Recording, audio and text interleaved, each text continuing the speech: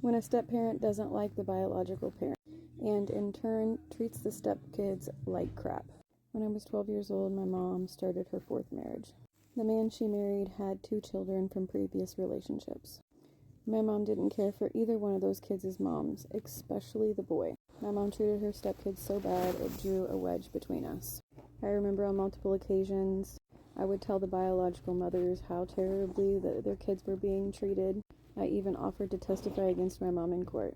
I remember one day, my mom sent the little boy to his room and gave him a milk jug to pee in. She told him that he was to stay in that room all day long and he better not so much as open that door. She didn't want to see his at all, that she couldn't stand him because he looked exactly like his mother.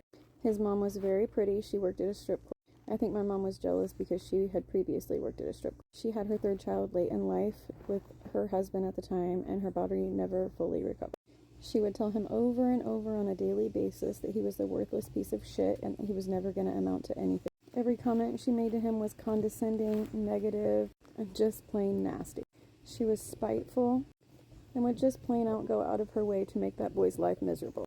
Her stepdaughter was always a chubby kid, and she made sure that that little girl knew that she was chubby. I remember she used to make her go on diets.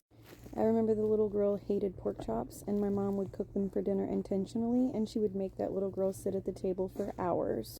I remember that little girl would have the same piece of pork chop in her mouth, chewing it up, trying to make herself swallow it, but she just couldn't. She would gag every time, and my mom would tell her that you're not getting up until it's gone. I remember my mom forcing her husband to whoop the kids when they didn't really deserve it. I still remember the cringe that would go up my back when I would hear the belt smack them. I told everyone how awful my mom was to those kids, but nobody cared.